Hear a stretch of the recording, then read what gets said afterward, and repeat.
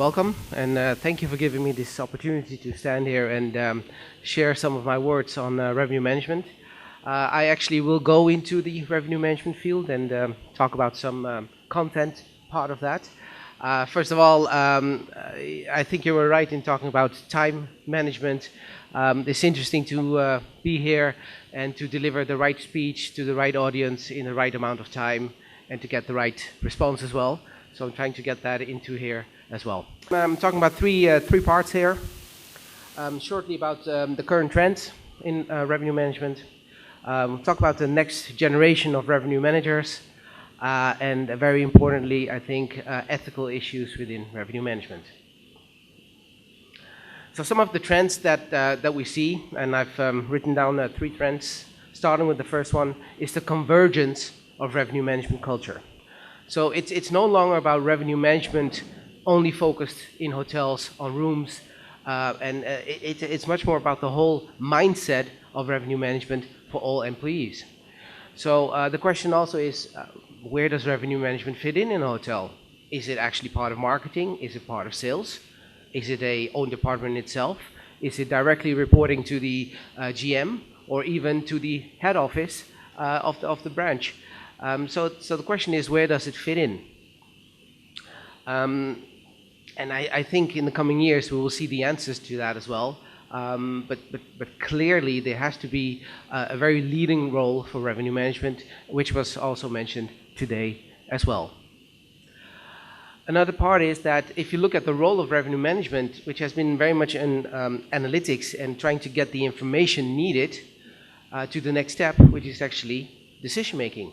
What do I do with all this information I have, and how do I make the right decision? And I think that is becoming the next step. Gathering the information used to be hard, but now with technology, it's much easier to get that information. So the real talent here is, how do I make a right interpretation of the information I have? And that's a skill that I think we can learn, and especially to you students, is something very important for you, having those critical thinking skills. Revenue management, we've talked about the airline industry, looking at it from a hospitality hotel perspective. It started off with rooms, but it's no longer rooms, it's total revenue management. So we're talking about the restaurants, the function spaces, ancillary sales, etc., etc. Even there, if you look at the theme we have today, the revenue management in the service sector, so it's no longer hospitality, it's very broad. And hotels especially are very much focusing on the total revenue management part. Now, stepping away from only looking at revenue management, keep in mind the integrated customer journey is also part of that. So we're not looking only on which customer wants what room at what price. Parts which are integrated into the customer journey, online and offline. So what is the booking process? How do I delight my customers in the experience economy? What is our online reputation management part? Social media management. All these elements come together when looking at revenue management. It's no longer what price to ask at what moment. No, what is the total image of the hotel that we're talking about? And there's studies done into looking at if you're able to get your review rating a point higher, how much more revenue can you ask for your hotel? Well, that's a very interesting thing to look at. So that means we have to look at the integrated approach, in this case of, I would say, the customer journey, and what role revenue management has in that. Now, one of the other things, I don't know if everybody is aware of rate parity. Rate parity would mean that you would offer the same price to all the distribution channels that you work together with. In this case as a hotel. So that's why we always see the best price guarantee from, let's say, Booking.com, Expedia, Make My Trip, what else do you have, Yatra, etc. They always say we have the lowest price because they make an agreement with the hotel that they will be able to offer the lowest price. The hotel itself cannot offer a lower price than they offer to the online travel agents. Now, there's a big shift coming up, and it's already started in Europe, where Booking.com is no longer allowed to make these specific agreements with hotels. Yeah, so an online travel agent would say, I will offer your hotel in my database, but I want you to give me the lowest price, and don't give this lower price to somebody else. And that part will become less and less as they actually in court, the German government has told Booking.com that they're no longer allowed to make those agreements. So we see a shift there in how these agreements work out. I've made a overview here of how the current model works with rate parity. And it is what we call a merchant model, and it's based on demand. So on the left, you see the customers. And customers will go to OTAs, which are online travel agents. So again, the Booking.com, Expedia, etc. And they will look and book at these online travel agents. That's what they do. You go to one of their websites, you find something you like, and you book it. Now, the online travel agents give you the best price because they have the rate parity agreement with the hotels. Yeah, so you get the lowest price at this online travel agent. Now, what a lot of people are doing nowadays is that they're not only looking at online travel agents, they also look at review sites like TripAdvisor and many more others. And on those TripAdvisor sites, it's possible to go directly to the website of the hotel. So people do that, maybe to get a little bit more information, maybe to see if there's a better package available. So more and more direct bookings are being made. At the backside, you see that hotels pay a commission to the online travel agents for any booking they get. Now, with rate parity getting out of the equation, we could go to a next slide, where you have a possible future model, as I see it at least, is that customers will be looking at the online travel agents' offerings. Obviously, you still look there. The question is, will they book there? Because if they book directly with the hotel, they will get the lowest price, because the hotel doesn't need to guarantee the lowest price anymore to the online travel agent. So a hotel owner would say, okay, I'd rather have them coming back to me, lose out on the 15% of commission, please book with me. That will be, I think, a line of thought that most hotels will have. Now the question is, the customers will be going booking at the hotels. So what's the role of the online travel agent that's left? Now I think there's a huge opportunity there for the online travel agent. The customers that are coming directly to the hotel are the customers looking for the lowest price. Does that mean those are the best customers you want to have? I don't think so.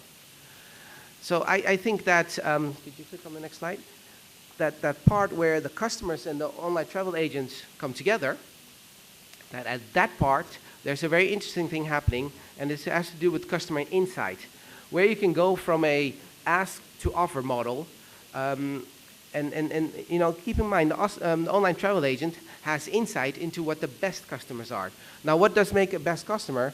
Is that a customer that just comes in for the lowest price and then, for example, eats outside of the hotel? No, it will be the customer that pays a reasonable price, maybe goes for a suite or something nicer in the hotel, and maybe eats in the hotel. Have the dinner there, so spend more money. Now, as a hotel owner, in your direct website, you will know this. The online travel agent does know this because they have the experience, they have the information about those customers. So I even think that they can offer the best potential customers to these hotels. So the hotels could say, okay, I could have the direct customer coming in for the lowest price, or give me 100 of those more interesting customers to me. And then instead of paying commission, you could even pay a fee or a brokerage fee for that. Anyway, that's one of the things that I want to lay down here for you to think about. Then the next part, the next generation of revenue management. What qualities are needed in the next generation of revenue managers? So we heard already a few things here. It's not only about the analytics, it's also about the communication. Now, go to the next one.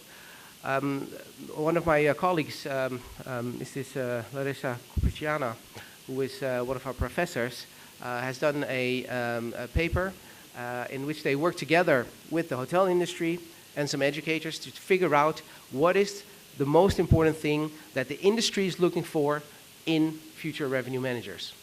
As you can see here, some of the quotes that I saw. Revenue managers should care about customer and revenue. Now, it's not only about the revenue, it's very much about the customer. They should care and know who the customer is. Secondly, analytical skills are important, but key is communication. It's about, if you have all the information you want, how do you make sure that other people will do whatever they need to do with that information? You need to communicate that. The ability to lead and to be inquisitive, to be a critical thinker, to think about, okay, what are the other possibilities? That's also needed. And lastly here, taking data and translate that into something meaningful. And here the technology, the big data comes in. Okay, you have all this information, what do you actually do with it? And that's the key question. Yeah? So if I go to the next slide. So if you look at the next generation of revenue managers, it's hard skills, it's soft skills, the combination of the two. Yeah? So if you look at the education, revenue management education must include leadership, communication, and obviously analytics. But I beg to argue if that's the most important part. It's definitely there, but the other two parts are very important as well. Ethical issues. Ethical issues, very important. You know, it is not only about making money, it is very much about satisfying all the stakeholders involved. And one of the things that I think that if you look at ethics is, are you going for a short-term or a long-term vision? What is really important for you as an owner of a hotel? And I think revenue management can play a role in supporting customer relationship management, which is much more built about building up relationships with your customers versus the one-off bottom line, how many customers can I get for the right price, for the highest price I can get. So where is the balance there? So that's one of the ethical issues I think that's open. One of the other ethical issues is, well, actually related to the model I just showed, where you go from the ask to offer. So actually what we say is that the more information you have about a customer, the better the price you can get for that customer. So the question is, as a customer, how much information am I willing to share with the company to get the best price? And do you think you already do that now? I'm looking at students, especially on this point. Do you already share information to get discounts? You do, right? A lot of things. I mean, even Facebook uses your information to make money. Yeah, that's already happening. Now the question is, how ethical is that? And how far do you want to go as a company in that issue? Yeah? And how far are customers willing to share that information, and how aware are they about that fact? Now the last part I want to get into is the price discrimination and overbooking versus the transparency and the rate integrity. Now at one point we have the rate parity, which says that you have the same price independent on the channel you use. Now if you're going to give different prices now, how can you explain to your customer that one customer pays a much higher price than the other customer? You should be able to do that. So that's one of the things also ethically I think we should keep into account when looking at revenue management. And going to my last slide and rounding off. If I look at Hotelschool The Hague, and I think Mr. Stolte has explained already very important parts of what Hotelschool The Hague is, but there's a few themes in our education which come back and I think are very much related to what we just see in revenue management. So first of all, customer centricity is a very important part in our education, always putting the customer first. And what does the customer think? What is the customer looking for? Secondly, a holistic business acumen. Obviously, it is a business school, so business acumen is important. Right? So finally, how do I make money out of all these possibilities? But coming back to the ethical part, it is a holistic view. People, planet, profit, all are linked together. If you look at what's really important within hospitality, it is the people skills, being able to communicate with people. And then people, you also as future students and in future people working in the field, are you looking for managers to tell you what to do, or are you looking for people to lead you and inspire you to come to great things? And we think that leaders have a better future than managers in that way. So also leading is a very important part. It's not only leading yourself, it's leading a team and leading an enterprise. And lastly, the technology with the human touch, high tech, high touch, all this big data, what do you do with it? You can only work with it if you know what your customer wants and if you know what your team wants. So concluding, I hope you're all ready for your tea break to have some chai. And I thank you all. Thank you. Yeah.